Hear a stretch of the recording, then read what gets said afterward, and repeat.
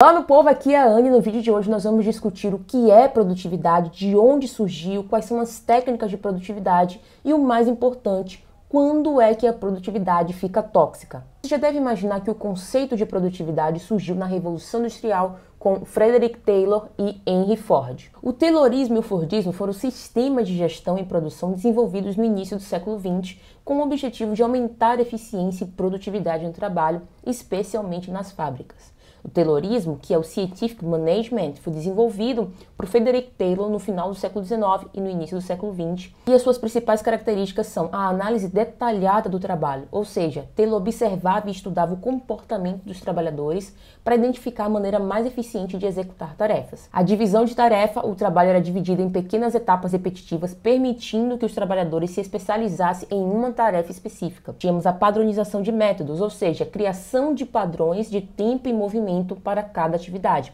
eliminando então os movimentos desnecessários e otimizando os recursos. E por fim, os incentivos financeiros, porque Taylor acreditava que recompensar os trabalhadores com base em sua produtividade aumentaria a eficiência. O Taylorismo transformou a forma como os trabalhadores das fábricas trabalhavam, baseando-se em dois elementos: foco total na eficiência e no controle científico, ou seja, ele controlar o ambiente, os movimentos, fazia com que as pessoas fossem mais eficientes, porque elas repetiam os movimentos diversas vezes. Já o Fordismo foi um sistema de produção em massa desenvolvido por Henry Ford, e ele pegou algumas ideias do Taylorismo e as aplicou de forma ainda mais intensa. No Fordismo nós tínhamos a linha de montagem. Um produto em fabricação passava por uma estação de trabalho para outra, permitindo que cada operário realizasse uma tarefa simples e repetitiva enquanto a linha de produção se movia. Ford aumentou drasticamente a produção ao padronizar peças e criar um fluxo contínuo de trabalho, resultando em maior eficiência e redução de custos. E você pode se perguntar o que é que tem a ver tudo isso que você falou, Ana, com a produtividade. Você viu que esses dois caras começaram a construir os pilares da produtividade. E você pode pensar, poxa Ana, mas essa produtividade parece realmente tóxica.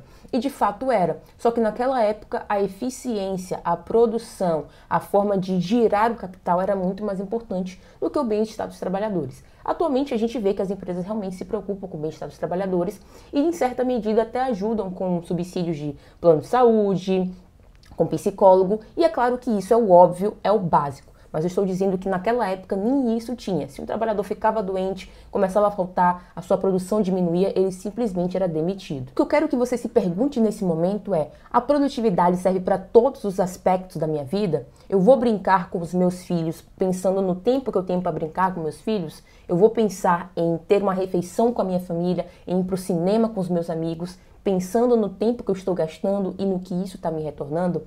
É esse tipo de produtividade tóxica que a gente deve evitar, porque a produtividade serve para nos ajudar a fazer tarefas que levavam longo tempo, tornando-se menos tempo. Então, eu posso ler um livro mais rápido? Eu posso, mas que tipo de livro eu quero ler mais rápido? Por que eu quero ler mais rápido esse livro? São perguntas que a gente tem que se fazer para que a gente não caia no conto de leia 100 livros em 2 minutos. Então, nesse exemplo que eu dei, a leitura dinâmica serve para determinados livros. Se você está estudando para um concurso, é claro que você não vai ler lentamente um livro de direito civil. Você vai fazer uma leitura dinâmica para você pegar o que é mais importante.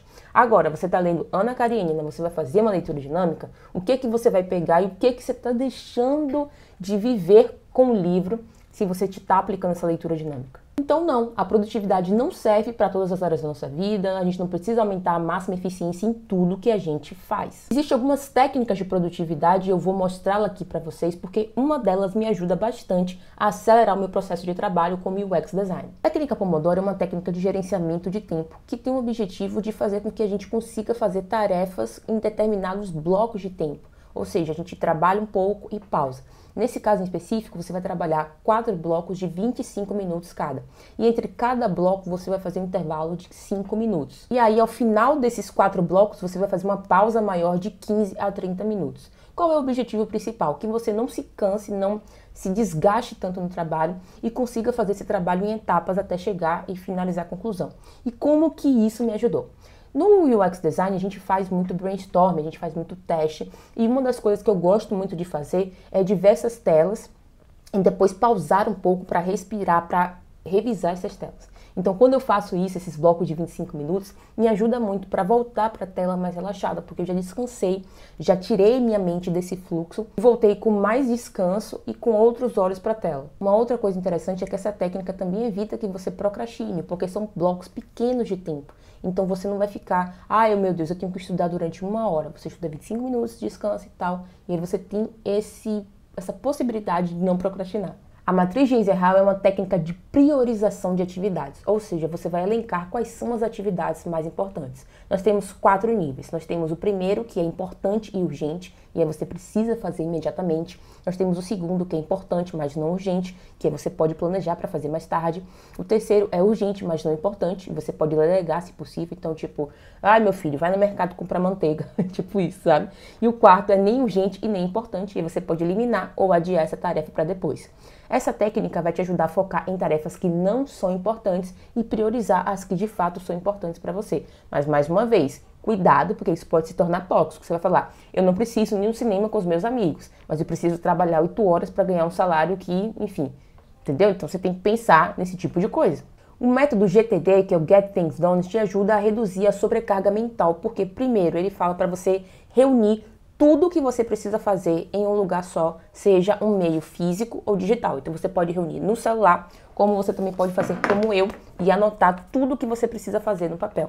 E aí com isso você vai entendendo quais são as etapas que você precisa enfrentar. Ou seja, você vai capturar, que é reunir todas as tarefas, você vai processar, você vai entender quais são as tarefas, o que você precisa exatamente fazer para concluí-las. E é claro que aí você vai ver o que você precisa fazer, o que você pode delegar e o que você pode adiar. Você vai classificar as tarefas por contexto, então o que é casa, o que é trabalho, o que é escola de menino, esse tipo de coisa. Vai revisar e aí você revisa se você não tiver certeza do tipo de tarefa ou do tipo de gravidade da coisa.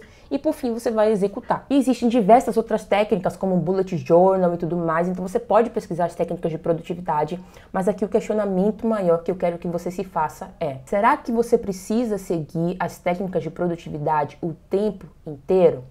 Porque pense comigo, você pode estar se organizando, você quer mais tempo e tudo mais, mas até mesmo o tempo que você tem livre, você vai regular quais são os tipos de atividade, se essa atividade está te produzindo alguma coisa. Então, poxa, eu tenho que ir para natação, mas eu tenho que nadar 50 metros, senão eu sou um merda. Cara, não é assim, cara. Produtividade não funciona assim. E as coisas estão assim porque as pessoas não sabem o que é tempo. Elas sabem olhar a hora, mas não entendem que, por exemplo, você começou a natação e você quer ser hiper mega produtivo na natação. Então você vai toda semana e aí daqui a 2 semanas você não vê resultado, você vai largar a natação. Não, porque a produtividade também funciona com base no tempo. Ou seja, quanto mais tempo você fizer essa atividade, quanto mais esforço você colocar, e esforço no sentido de estou melhorando aos poucos, eu não preciso me matar, eu não preciso me martirizar porque eu não estou melhorando ou não estou vendo melhor. Na academia, a mesma coisa. Você foi para academia durante um mês e viu que não nasceu nenhum músculo em você, você vai desistir? É claro que não, porque a academia também demanda tempo. Quantas pessoas a gente vê, claro, que sem o suco, que estão aí com os músculos depois de 10 anos de academia. Então a academia demanda tempo e a produtividade é casadinha com o tempo, cara. Se você não sabe administrar o seu tempo, você vai entrar na produtividade tóxica. Você vai querer ser o Juscelino Kubitschek dos 50 anos em 5. E não existe isso, cara. Ele conseguiu construir Brasília porque tinha um monte de mão junto com ele. Mas você é uma pessoa só, você tem 2 mãos e você tem a sua própria força de vontade. Então você precisa entrar de acordo com isso, entrar em um acordo com você próprio. Então ouvir seu corpo, fazer pausas é super importante. E ouvir seu corpo é o quê? Pô, eu tô cansado, eu vou esticar a corda aqui para quando chegar amanhã eu não conseguir produzir do jeito que eu produzi hoje? Não. Então é isso que você precisa aprender. E eu não estou falando que a produtividade é ruim nem nada. Eu utilizo técnicas de produtividade no meu dia, mas foi assim que também aprendi a não exagerar, a não fazer da produtividade algo simplesmente de todas as áreas da minha vida. Então às vezes eu estava deixando de me divertir com os meus amigos, de assistir uma série, porque eu estava pensando, eu preciso ver uma aula, eu preciso produzir conteúdo, eu preciso estudar isso, eu preciso estudar aquilo. Então eu deixei de me divertir em certa medida para estar produzindo o tempo todo. Porque as pessoas dizem que você precisa ser produtivo, que você precisa administrar o seu tempo, mas não te falam sobre produtividade tóxica. Uma coisa muito importante, as pessoas não falam sobre momento de ócio. O momento de ócio, gente, é aquele momento que você senta ali no sofá e não faz nada, não pensa em nada, às vezes nem mexe no celular. É um momento em que a sua própria criatividade está surgindo. Um exemplo disso é quando as pessoas falam, olha, Você tá ali no seu momento criativo, você quer escrever um texto, você quer produzir alguma coisa na internet, você vai lá e faz um brainstorm, joga todas as suas ideias no papel. Depois você vai deixar esse papel largado ali por uns 25 minutos.